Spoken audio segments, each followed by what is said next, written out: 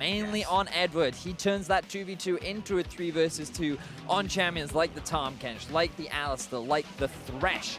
So it's fascinating to see if Lyon consider him to be a big threat, or if their focus is going to be taking maybe Diamond off some of his comfort picks. All right, let's see how we go into Champion Select now. Lucian and Galio banned away by Gambit. Lyon taking Sejuani and Cassiopeia off the table. Alistar, the final ban from Gambit here up against Lyon. I want to see specifically how Gambit deals with Lyon after seeing what they did in game number 1. Is there anything they want to adapt to outside of the strategy they may have had planned?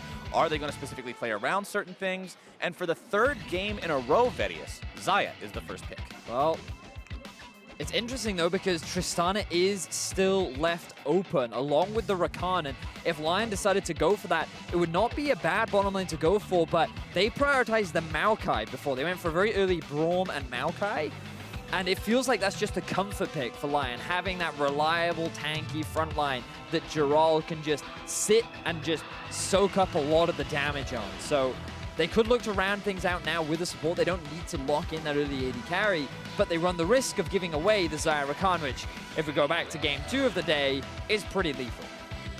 All right, with Maokai locked in for Lyon, they've got one more pick to make. They hover Wukong forever just to give fans a little bit of a, I don't know, a little bit of a tease, a little bit of a meme to see if they would lock that one in, but they will not take the Braum instead. Now, bear in mind, Jarvan is still left available, given that Lyon decided to prioritize the Maokai rather than solidifying that kind of strong, engaged, playmaking top laner along with the Gragas. Even after the recent nerfs, teams still find a lot of value in what he brings in the jungle. They think that he is still the most well-rounded, and Gambit, they're going to get themselves a very solid early draft. They have a solid bot lane, they have a well-rounded jungler, everything looking pretty meta in the favor of Gambit right now.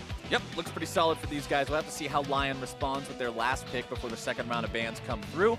Granted, they are on the red side, so after those second bans happen, they will get the first pick, and they'll go ahead and solidify their own bottom lane with the Tristana. Now again, Jarvan still left available. Feel like Lyon need to consider taking away the Gnar, or maybe even the Camille away from the side of Gambit. But you've also got to bear in mind the fact that this Gragas might be top lane.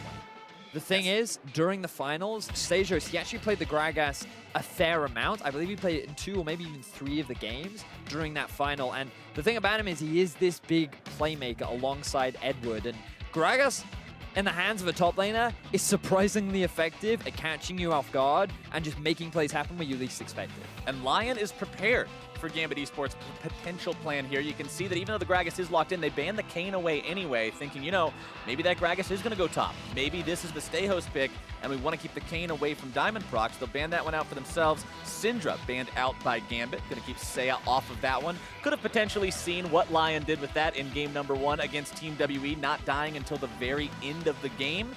Do not want that happening here up against them. Especially because for both these teams, Vedius, remember that every group has 3 teams in it, one of which is one of those Pool 1 teams that everyone is sort of expecting to be dominant. The other 2 are much more closely matched in the eyes of many fans. So if you're up in a game like this, where it's the Pool 2 versus the Pool 3, this game really matters. Because if you're expecting WE to take first in this group, remember that first and second move on, one of these 2 teams will then get that second place, and you need to directly beat the other person competing for it to earn that spot. Yep, and remember that left for today, I do believe that Gambit and WE will still play in game 5 of the day. So Lyon, this will be their final game of the day, and they're going to lock themselves in a bit of a carry top laner themselves. One of the big things I was very excited to see coming into the tournament overall was Jace. I feel like that over in the East, teams like China and Korea, or teams from China and Korea rather, seem to have a much better understanding of how to utilize Jace and how to set him up for success. But we're yet to see it so much in the West. And Lyon is going to be a team that demonstrates that while Seiya and White Lotus can be carries, we can also rely on Giral to be that threat, unless this Jace is in fact in the middle lane. We'll have to see how they decide to position him exactly, because Gambit has selected Ryze and Camille as their 2 solo laners, meaning that we will be seeing the Gragas there in the jungle. So this is what we were talking about earlier. There was the threat of the playmaking top laner, Camille, going in favor of Sejos. And the thing about Ryze is another one of those champions that has had a small buff on the most recent patch. The W ratio has had a pretty significant buff, going from 0.2 to 0.6. And some people have talked about going for the Abyssal Mask style of build now, rather than the old conventional Rod of Ages, like we see on Cassiopeia, as Lyon, they do in fact round things out with a carry top laner. All right, it's not the carry top laner that we were potentially thinking it was, though. It is going to be Jace in the mid lane with Jax in the top lane. Wow. Okay. Now this is very fascinating. Lyon, a little bit lacking in terms of magic damage. They do have a Maokai. And Jax is hybrid. He does, yeah, he's hybrid. I agree. But they have no real burst magic damage threat. Right. What they definitely have is a 1-3-1 comp building for themselves. Whereas Gambit, they have the option for the 1-3-1, 1-4, but their team fighting is arguably a little bit stronger because of the value Ryze can have in team fights, along with the amount of utility that Camille can bring with things like her E and also the zone that she brings from her ultimate. So I give the team fight advantage slightly in favor of Gambit, but when I'm looking at the two differences is Gambit, again, have a lot of engage. Like we saw from Cloud9, Rakan, Gragas naturally offer that means to just reliably start fights. Whereas from the side of Lyon, they're taking more of the defensive approach, one again, going for an early Braum, using the Jax split push. Maybe you can use them as a flank, but they have no easy way to start a fight. So they need Gambit to be the initiators if they're the ones, if Lyon want to be able to challenge for these objectives. And you talked about it, Vedius. Gambit likes to roam. This team, you can see all sorts of surprises coming out, especially from a guy like Edward. Long storied history with this guy, going all the way back to Moscow 5, a name from a very long time ago. A lot of fans probably not even familiar with who they are, but for many that have been around since the beginning of League of Legends Esports, they know all about exactly who this guy used to be, the Thresh Prince. As a European fan, it is a pleasure to see the return of some of the Moscow 5 players. Back in the day, they were part of the legacy core, you know, of Fnatic, Moscow 5, CLG EU, SK. There are a lot of well-known organizations back in the original birth of Europe as a region, and it was Diamond Prox that was one of the big innovators. He was the guy that introduced counter jungling. Right. It was Moscow 5. Yeah, exactly. They were the ones that were 3-buffing people, and everyone was like, what the hell? They would give their top lane Gangplank a blue buff. They would steal the they would do the enemy red and their own red on a Shyvana because she doesn't need mana. And it was all kinds of creative and innovative new strategies. And now Diamond Proxy's back. He's a legacy player. He went from EU, where he didn't have the greatest success, towards the Russian League. And even in the Russian League, he did not have that same level of success either. He has been struggling. Now, for many years, he is back on the international stage. And you have to remember that when you think back to how many pros are still around from 2012, not many. It's exactly not that many. So the guy, he's been trying to keep his skill up. He's been trying to stay relevant to a lot of the young players that come onto the scene. And when you think of young players, it's very easy to just look at this Lyon lineup and see how well Diamond Prox, a very old legacy player, will stack up against some of this young individual talent. And I mean, you've got Diamond Prox and Edward, these two guys from away back with Moscow 5. Last Worlds appearance, 2012 for that team. Now they're back here, Gambit, trying to make an impact on the play-in stage. But you've also got Kira and PvP Stay Host, and these are names for people who watched Albus Nox Luna in Worlds 2016. These guys had a hell of a showing of their own. Oh, they certainly did. Albus Nox Luna getting a win over the Rocks Tigers in the group stages and upsetting both CLG and G2, coming off to being able to make it out of the groups and go to the quarterfinals. So they were exciting players to watch. It's now exciting to see how they've grown as early level 2 from the Lyon bottom lane. And White Lotus jumps right into the mix now. Going to be knocked up into the air by Edward, but not before grabbing some good damage onto Blasting. Gambit Esports bottom lane going to be on the back foot for now, up against this Lyon superstar 80 carry, the guy that we saw not die until the very final team fight in their match up against Team WE. And we have talked a lot about Gambit and how It's exciting to see them back on the stage, but we've already seen Lyon play once today, and as a team, they definitely impressed. They held their own against WE. They showed their mechanical prowess and their ability to go toe-to-toe against one of the best Chinese team fighting teams. And now we get to see how they will hold up against Gambit, because they've drafted a bit of a different composition this time around. Again, they do have the 1-3-1, but you still have so much carry potential, but now from even more players. Giral on the Jax going up against the Camille. Feels like they were kind of expecting it, as it is a bit of a counter pick in its ability to just freely farm during the laning phase. And we'll see how well they can set up this 1-1, because it is a much harder strategy to be able to execute, especially when you look at Lyon and you feel like their team fighting is just so good. And for Lyon Gaming, we mentioned a little bit in Champion Select how when you're not one of the Pool 1 teams in the group, you really want to make sure that you're trying as hard as you absolutely can to beat the other non-Pool 1 team. If these guys lose this game, they'll start day 1 off at a 0-2 record, which is absolutely not where you want to be, especially considering you're only going to be playing 4 games. That means the best you can do is break even. Lyon really needs to win this game if they want to look strong heading into the second day. And remember, these teams, they only play 4 games in groups. Right. They're about 50% way through their group, Captain Flowers. Like I say the second day, but I could also say the last day of play-in groups, and it would mean the same thing. It's a very short phase, a lot shorter than a lot of these teams are normally used to competing in, and it means that each individual game does have that much more value placed upon its outcome, and a lot more consequence if you do drop it. So expect these guys to be aware of that. For sure, and we talked a lot about like the big picture and the outside and some of the cool players that we have competing. But now we need to focus in on some of the game and how things are playing out, because in terms of mid lane, nice pressure being put out by Seiya and good support there from Oddie as well, enabling his mid laner to have this bit of a pressure advantage. And we haven't seen Jace mid in a while. I think it actually is one of the good answers to Rise. I think that he can trade pretty effectively. You can itemize early magic resistance, but also you're allowed to run TP in the middle lane so that you can answer if the Rise decides to go off onto a side lane. But speaking of Rise, he's one of those players that has so many creative uses with his ultimate about how you can punish teams if they're in a poor position, and you can go for that sneaky rush of a Baron or a Dragon, or maybe even set up for that multi-man roam down to one of the side lanes. Rise's ultimate is one of those things that you either see a really useless use of it, or you see some really cool game-breaking, play-making type of moment out of the thing, and it's just got such this super far up or super far down nature to it. I will be interested to see how that ultimate is utilized as the game goes on. Remember, I also want to point out the fact that you mentioned it in Champion Select Vegas. The magic damage is a bit lacking on the side of Lyon, but now they're looking to go in onto Blasting and Edward here in the bottom side. They do manage to find the stun onto Blasting. Flash into the Twisted Advance, still looking to find the play, and they've got the damage thanks to Audie. First blood for Lyon. Audie is able to get the first kill, setting up for his superstar bottom lane. White Lotus doesn't get the kill, but it's still a kill over in favor of Lyon. They finally get that early game lead, but now Diamond, he's looking to try and answer in the top lane. Giral and PvP stay hosts. Giral really wants to shove this in if he can, does not want to allow that lane to freeze where it is, but Diamond Procs looking to make this punish.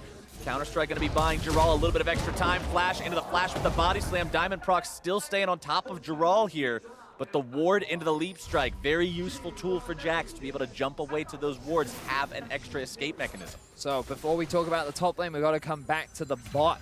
White Lotus and Genthix, it's not the easiest bottom lane to set up, but it's because Genthix is able to land that first hit of the passive. They get that 4-hit stun. Blasting does not respect Flash early enough, allowing Audie to get close enough to then land the Twisted Advance, which follows him underneath the turret, but it doesn't matter because he's full health, he has the Courage of the Colossus proc, and he has his bottom lane to help dish out the damage in order to get them that kill. And while Diamond tried to answer in the top lane, they just did not have the damage or the collapse in order to get the kill onto Giral. So Lyon are now starting to build an advantage on one side of the map, while Giral, even though he's at a slight deficit, he's still going even with this Camille. Right, I do want to point out the fact that you do see farm advantages for both PvP stay hosts and Blasting in their respective side lanes, while mid lane, it's Seiya who's got the edge over Kira's Rise for the time being. Jungle pretty similar between these two. You can't base a lot off of jungle CS counts anyway, since the camps have so much different value between them. 1 Gromp in a camp, 10 Krugs in a camp makes it not exactly add up to be the most even depending on what they took. Diamond Prox now moving onto his own red buff, have some extra ganking power there on that Gragas. Explosive Cask up. You've also got the Maokai Nature's Grasp ready to go. Both of these are massive tools for making plays happen, Benny. Oh, they certainly are. And with Infernal Drake on the board, you would expect both these teams to try and set up around it. But remember, you have two split-pushing top laners. You don't really want to try and force big fights in the early game because there's a really big risk of that top lane 1v1 being swung if either of them are happy to get very quick kills in a few of these early fights. So just keeping them in the top lane, keeping them farming, have the potential for setting up a gank and then maybe transition into a Rift Herald is the ideal setup in the top side of the map. Blasting and Edward still just keeping things relatively even down here in the bottom side. Lane pretty much stuck there, dead center. Playmaking possibilities available for either side, but Diamond Prox just clearing up the Scuttle Crab in the top part of the river for now. Whoop. All right, Blade Caller's not going to find anybody. Now, one of the narratives we initially set up at the start of this was Gambit like to roam and skirmish. Speaking of skirmishing right now, Blasting nearly going to be stunned up by the Winter's Bite, instead finding some good damage back onto White Lotus, making that somewhat even, but still on the losing end of it for now. Right, but going back to that point, one of the key facilitators of that roaming playstyle is Edward. And when you play a champion like Rakan, he's really good at roaming. Naturally, he's great at transitioning into the mid lane, into the top lane. He has so many options. What we see from the build path is Edward is actually prioritizing on playing towards the lane. I feel like he's going towards the Ardent Sensor. It's very easy to proc onto, especially a Xayah when you are the Rakan, because of the extra long range you get on the E. But he's not gone for early boots. He's not gone for that early kind of mobility playstyle that we see often from his Tahm Kench and his Thresh.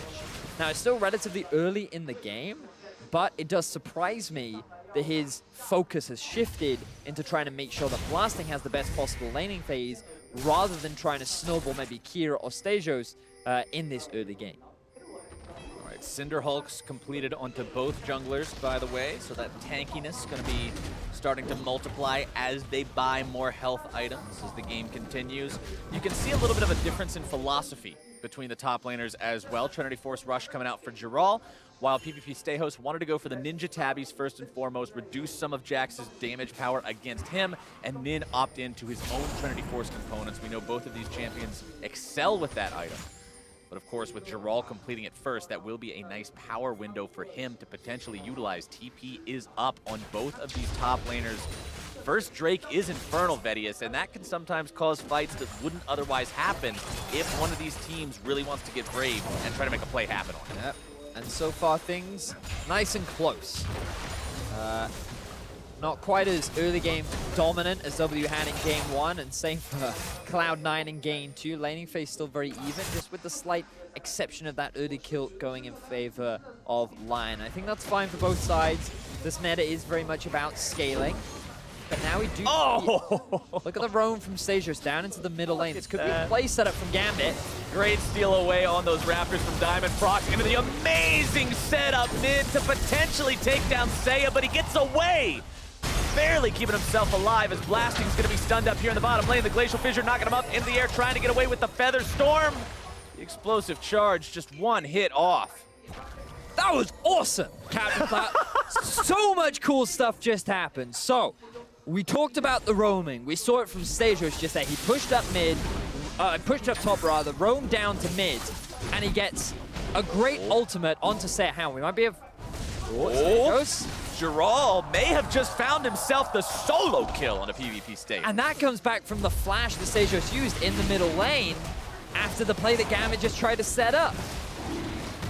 This game just suddenly swung open. That's Lyon with a 2-0 lead and an Infernal Drake grab for themselves. You saw Giral also time the stun and the counter-strike specifically to interrupt the hook shot from Stay Host. Awesome job. Oh man, that was a great sequence of events. So, in the middle lane, Diamond Prox, I don't know if he was expecting to get that good of an ultimate off, but the moment he did, straight follow-up from Kira with the binding on the W, and also you had the E coming from Stasios along with the ulti. It was fortunate that Oddie was there to provide support, because then Xayah could flash out and he gets away with his life. Meanwhile, in the bottom lane, White Lotus and Genthix are like, oh, they're having a party up mid. we don't want to be left out, so let's make our own party happen. They force an engagement down in the 2 versus 2. They actually come out ahead against the classic Xi Rakan combo. And they're so close to killing Blasting, who saves his ultimate right till the very end to avoid that last bit of burst damage so that he ends up walking away with his life. But because the bottom lane was forced back, it allowed the Dragon to be an open window, and Stasios also ended up dying, so there was no TP threat coming out from the top laner. So even though no one died in the initial set of plays, the pressure that was gained enabled Lyon to then turn that into a bunch of objectives around the map. Lyon now with a nearly 1,000 gold lead for themselves, 2 kills up with that Infernal Drake in the pocket, and the next Drake will be yet another Infernal, Vedius. So expect the tempo of this game to not get any slower as we move forward here, closer and closer into the mid-game. Stayhost jumping in here onto Giral, issuing that Hextech ultimatum to keep him in place as Diamond Proc shows up as well, finding the cask. Oh, a disastrous ultimate. Here comes Brawl. Actually knocking Giral away to safety, and now Diamond Proc's gonna be the one who's caught out here. Gentix sending out the Glacial Fissure as Seiya grabs the kill with the Shock Blast. Not the execution the Gambit needed. And this is Gambit sticking to their style. They're trying to force skirmishes. They're trying to roam around the map. They moved Kira up into the top lane, and they used his ulti to come down mid, but then Lyon were ready and waiting. They didn't even have vision in the river. They either had a feeling or they were in the right place at the right time, but regardless, they turned it around in their favor. Gentix was also able to roam up, and right now they're 3-0 over Gambit. Remember, expectations by many of the fans were that this is the return of Gambit. They're going to be the second seed in this group. And right now, it is Lyon, after a great performance in Game 1 against WE, but are having another great performance up against this Gambit squad. They beat Gambit to the punch in terms of grabbing the first turret. Blasting and Edward trying to make sure they even that one up by grabbing this one here in the top side. They will have to wait for this next minion wave to do so. But considering Lyon already got the bonus for the first one, it's still going to be a gain for them. Lyon, we're seeing so far, Vedius, this was not just a fluke in game number 1. It wasn't just a good showing and the team's actually not that great. They're still doing the same kind of things they were doing in game number 1 against WE here against Gambit. Yeah, and I feel like they just feel more confident now. It's almost like after that loss to WE, they have that sense of, we can do this. You know, we can make it out of groups. We can bring it to the best of them. And WE, we heard in the interview from Mystic afterwards saying, that was a hard game. You know, like, they made us work for that win. And right now, Lyon are putting the pressure onto Gambit. And again, just look at where the gold is right now for Lyon. You've got a 1-0-1 Jax in the top lane. You've got a 1-0-0 Jace in the mid. And while White Lotus doesn't have any kills, he's well on track to completing his very early static shift too, which is going to give him a pretty significant power spike. And that on center from Edward still yet to be completed. Yeah, 16 minutes into the game will be a bit slow for the Ardent Sensor. You will definitely need to get that up and running as soon as possible for this team to really have a chance in these fights, especially considering, like we talked about, that Infernal Drake going over to a team that has the likes of a Jax in the top lane, and you've got the Jace and the Tristana. There's a lot of damage there to be multiplied by that bonus. Next one will be coming up here in about 2 minutes. Uh-oh. Gold lead for Lyon. Might turn into a play here in the top side. Maokai ulti coming in, probably going to force the ulti away from Blasting, tries to flash out, Twisted Advance is right there. There's your follow-up with Winter's Bite, and ain't even a thing. White Lotus grabbing himself kill number 1. You know the expression, 2 birds with 1 stone? I feel like they should rename it to 1 bird giant tree, and you end up with a free 300 gold and an easy access to the Rift Tower of Lyon. I don't know if that flows off the tongue so I don't know, I think it's kind of smooth, but they're now setting themselves up for taking that tier 1 in the top lane, or maybe even the tier 1 in the mid. But Lyon, they're keeping their tempo in their favor. Lyon now moving on to the Rift Herald. 3 men strong. I mean, you can't even really contest this if you're Gambit because you don't have your AD carry nearby. He's just now respawning back in the base. Kira trying to shove up mid lane, at least gain some tempo there. Maybe grab a couple of auto attacks onto the turret. Not even going to bother. Seiya rotates himself back over with his blue buff and flashes away. Edward not able to find the setup. So that could very well have been a result of the slight nerfs to the hitbox that Rakan's ultimate had, because that was very close and you'd expect that to hit, but it was just out of range. The knockup would have landed, but the taunt in fact missed, which means that Seiya was able to get a very swift flash away and he doesn't end up losing his life. So good quick response there from Seiya to avoid death. Infernal Drake number 2, just 20 seconds away as Lyon sits with a 4-0 lead, as well as 2K gold above their opponents. Teleports available on both top laners. Also available for Seiya, should he need to use that to get into position here. Kira doesn't have a teleport of his own to follow suit, but he does have both summoner spells also up and waiting on himself. Honestly, the only real summoner spell down on the side of Gambit Esports right now is that flash for blasting, but that could be really big in this fight, quite honestly. Same can be said for Seiya's flash over on the side of Lyon. Stehos and Giral into that 1v1 now. Stehos jumping in, Hextech ultimatum going to be issued. Giral immediately canceling that one out as Diamond Proc shows up to make this fight a little bit less fair, but Audi also waiting in the wings will get his top laner out. But now that's Gragas ultimate and Camille ultimate both gone as the Infernal Drake has just spawned. Lyon, they should have no fear of Gambit trying to contest this because with 2 big ultimates unavailable, it's very unlikely that Gambit would win the fight. And that's going to be exactly how it goes. They managed to secure Infernal Drake number 2 for themselves. Going to be that much more damage for Lyon. The next Drake is Cloud, so not as much priority on that one as there would be if it were to be Infernal number 3. Whoa. You can't make a fire burn brighter without a bit of oxygen, Captain Flowers. This isn't science class. Everybody likes to see the 3rd Infernal Drake, especially when you're ahead like Lyon is right now. 1,500 gold up, 19 minutes into the game. Baron is going to be on the table here soon, and once it is, we might see some potential crazy plays coming out. We know Gambit is a team that likes to be playmakers. We know they're a team that also likes to make very decisive Baron calls. Oh, for sure. That is an excellent point, Captain Flowers, and something we were talking about coming into this game. Gambit, when they see a Baron, they're like, I think we can take this. And they don't really think that much around the outside, not really about the setup. They just go, I see an objective. At the very least, we can force a fight. And they'll use that to just make plays around the map. And it's a very tense situation if you're a Gambit fan when you watch them playing around that Baron. But when they're this far behind, I don't know if they can really run that risk, especially when you're still fine in terms of scaling. You have a Ryze, you have a Xayah, and your team fighting overall should still be stronger than that of the Lions composition because Jace and Jax not really known for their team fighting prowess. Right, but we do see Giral constantly set up in this split push situation, doing exactly what a Jax wants to be doing, creating that 1 versus 1 threat consistently.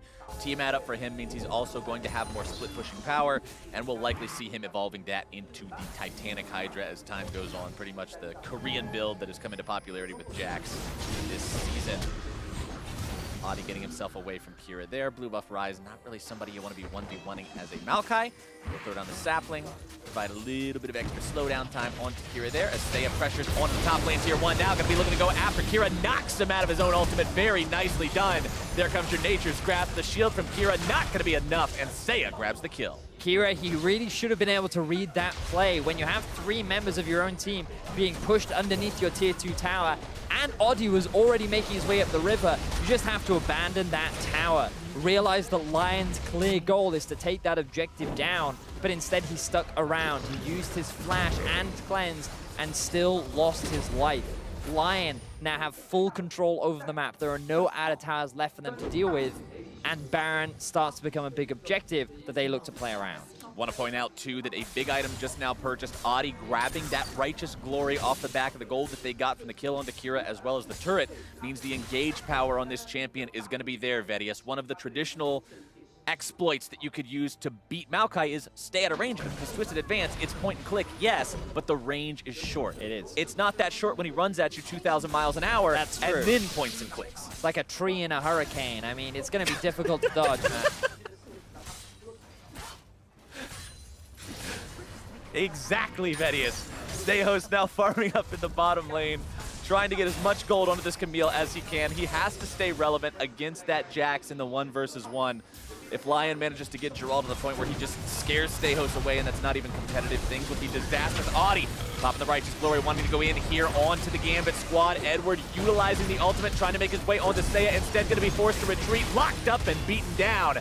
Kira trying to use the ulti there on the Ryze, but it's not going to find any success thus far. Lyon get themselves 1 kill and continue to pressure forward. Very quick TP coming in from Gerald, but I don't know if the fight is over just yet. You can see Stagos, he's hanging off onto the side. Lion, they want to keep the push going. Nature's Grasp coming in, more damage coming out from Seiya, who's going to be stunned up. Hextech ultimatum issued, but Stayhost cannot quite find the damage onto his target. He's going to be traded away for Audi. 1-for-1 underneath the turret. Edward's still dead, going to be respawning in just a moment. Shock Blast coming out through the acceleration gate to disengage. Gerald wanting to greed out for a couple of chickens here. Gets his dinner and gets out. Bit of disrespect, I feel, being shown from Lion there, because if Stagos was not around, that play could have worked out beautifully, but they were not really respecting the fact that Stagos could just come out from the brush. He still had his TP up. He was ready to go for the counter engage, and that's where things fell apart, because Seiya, he was the one that initially took the tower aggro. He was the one that was forced to retreat almost immediately, and Lion's dive suddenly shifted into, oh, no, we have to protect our mid laner. So the people that were stuck under the tower were then left, abandoned. They didn't have the support from their team, allowing Gambit to get this turnaround kill and alleviating the pressure onto this tier 2 tower. So Gambit, they punished the over-eagerness of Lyon as they try to push it down mid. Lyon continuing to build this lead as time presses forward. Vedius almost 5,000 gold up, 24 minutes is an impressive lead to have. And it's going to be up to them to push the tempo of this game even further. Lyon is in the driver's seat. They have been for the almost entirety of this game. Yep. And Gambit will need to constantly keep eyes open, looking for any opportunity to punish a mistake from Lyon, to utilize those playmaking talents that everyone on this team has to maybe catch someone out, maybe take advantage. Well, Gambit, their primary vision has been set up towards the top half of the map. Their eyes are on this Baron. And given that Lyon have focused, ooh, ulti? Ulti not finding anyone. Audi going to be disengaging that one nicely. Edward nearly taking down the explosive charge, almost sealing his fate. They heal to keep him alive. Maokai Ultimate coming in, looking to chase these guys down. Lyon does not want to run in any further because they are 4 versus 5, but Gerald is pushing towards that base. Oh! Nice shot! Seiya dialed that one in to find the kill onto Edward. Beautifully placed. That's going to make the fight go the way of Lyon despite the 4 versus 5 nature of things. And as Stayhost takes his position back bottom to stop Gerald, the rest of Lyon moves up to the top side to claim the tier. And look at how very quickly they've translated their vision too. They were originally setting up for that dragon, but after a team fight in mid that goes in their favor, they've moved all their vision up through the top side of the jungle, and now their eyes are on the Baron. With Diamond Proc still alive, it could be a risky play to make, but he's getting zoned away by White Lotus.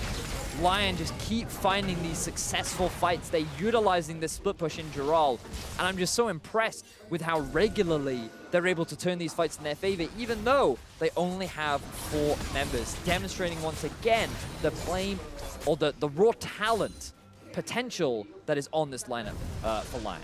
Gerald now 2 levels up over PvP Stayhost. He's got himself a 2,000 gold advantage to go with it. He's got a red buff. This Jax is absolutely disgusting at this point in time.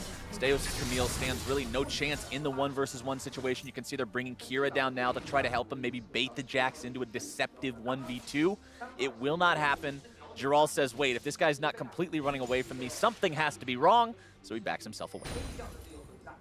And, you know, we got to go back to the draft a little bit, Flowers, because I was concerned for Lyon. I was like, they're running a 1-3-1. They have no real way to engage. Gambit seemed to have this great team fight scaling comp with a bunch of playmakers, which very much fits to their style. But Lyon, after they found that great early gank in the bottom lane, once they got White Lotus and Genthix ahead, they could just leave them. And they were like, oh, now we can't win 2v2 bot anymore. Even though we have the Zyra Khan combo, it just cannot compete with the slight advantage that this Lyon bot lane was able to accrue. And then the Audi was just keeping Seiya alive. All these little skirmishes that Stayhost and Diamond Procs tried to force in mid were always turned around in the favor of Lyon. Either through a great TP from Gerald, Audi showing up at just the right time. Lyon have just reacted extremely well to all of the plays that Gambit have attempted to make, and they've been able to shut them down consistently throughout the year of the game that has now translated into this very healthy 7,500 gold. Lion's been a lot of fun to watch this game. They were a lot of fun to watch in game number 1 as well. This is a team that clearly did their homework coming into Worlds 2017. They knew what they had to do coming into this game to win. And like you were talking about, worried a little bit about this team's engaged potential if they can start things off on their own terms. Audi has been doing a great job at finding angles and finding ways to get on top of targets, utilize the Nature's Grasp effectively. A lot of people have made jokes, especially when Maokai was first reworked, about how, you know, you can win the game, and by the time you get in queue for the next one, Maokai's ult will actually have reached his target. But he's been doing a fantastic job at setting those up early and getting them into position by the time the rest of the team is there in order to make those plays happen, like what you saw in top lane when they caught Kira out. Yeah, completely agree. And now you might be wondering, like, why aren't Lyon pressuring the Baron more? They have the 1-3-1 comp. They actually don't need to. Their pressure comes from just playing these side lanes and forcing Gambit to split up, because Seiya has a level advantage, an item advantage, every kind of advantage over Kira, and Jarol, we've seen multiple times now how much stronger he is than Steho. So they just have to keep playing this 1-3-1. They just have to push out top, push out bot, and wait for Gambit to try and group and force a fight, or they will just eventually win these side lanes. But Lyon, the thing that's stopping them is their deep vision. They're not following up the pressure with wards in the enemy jungle, so that's forcing both Seiya and Jarol to play a little bit more defensively because they don't really know where the enemy is. That singular shock blast nearly killed half of Edward's health bar, and then the to the skies afterwards will nearly finish him off, as Diamond Proc's now going to be caught out. Taking down the enemy jungler could be the green light they need for Baron. And the flash is too little, too late. White Lotus grabs the kill, and that means Gambit now finds themselves in seriously dire straits. Jarol continuing to push up underneath the enemy turret there in the bottom lane as well. Baron going to be taken down rather rapidly, already to 50% HP by White Lotus, Genthix, and Audi together as a trio. Seiya is not even required. Gambit has no way to resist this, and Baron will go over to Lyon Gaming 30 minutes in. And Diamond Prox, he wanted to prove himself on the international stage. He tries to go top lane to help his mid and support out, but then he ends up being the one that gets caught out. He's the one that loses his life, and he gives the Baron over to Lyon, who are now just running it through the base of Gambit. Where's the team? Kira is bottom, Stehos is dealing with Jarol. Meanwhile, the door is just being smashed open, and Lyon Gaming will take the inhibitor not even 30 seconds after grabbing the Baron for themselves. What a momentum play from these guys. Now you've got Jarol on the bottom side. We can rotate down here if we need to, they're saying. We can go into the top side. We can do 1-4. We can do 5-0. It doesn't matter. This team is in an awesome spot to seal this game. Lyon, after their Game 1 performance versus WE, they were close to victory. A lot of their fights look good, but again, they didn't really translate that into a lot of objectives. Coming into Game 2, they seem like a much more even team with Gambit, but they find all these great early game leads, and they're finding much more control over the map. Sure, their vision could still do with a little bit of work. They're not properly using it with the pressure that they gain, but the one thing that you can say is that they are always ready for whatever their opposition tries to do, and they react so effectively to quickly shut it down. And speaking of readiness and reactions, it's a criticism of the current Gambit Esports squad that they sometimes appear disorganized because the entire team has so many different playmakers, and you have so many different heads of this Hydra essentially wanting to find a different opportunity.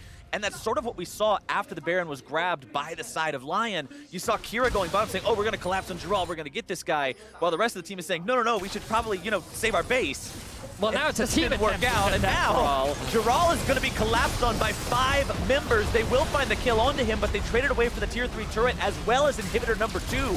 That's still a good trade for Lyon. Yeah, they're more than happy to give away their top laner. Jarol, he still has a healthy KDA. It's not the end of the world for him to die. Sure, he will lose the Baron, but now you can just group as a 5-man, sit in the bottom lane, have Jarol maybe even push mid to just empower or just drag the minions rather into the base. But Lyon have everything that they could possibly want right now, and even though Gambit are able to get themselves one small thing back, they have not been able to keep up with Lyon, who just seem to have answers to every kind of play they try to make.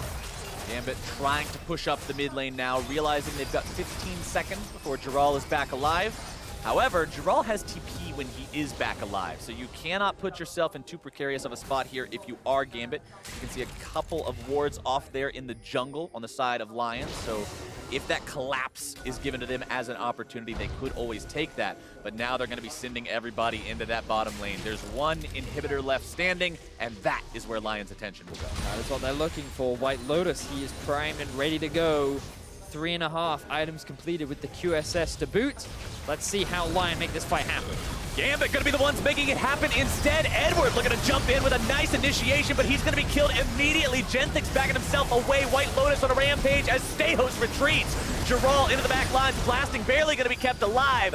Seiya wants to change that. Giral jumping in as well, and that is your clean ace for Lyon Gaming. The gold lead is too big. Lyon are too strong. They bite down hard onto Gambit Gaming, and they're looking to get their first win at the World Championship of 2017. Lyon makes their statement here against Gambit. They looked good in game number 1. They looked great here in game number 3, 14-2. That's how you win a game of League of Legends.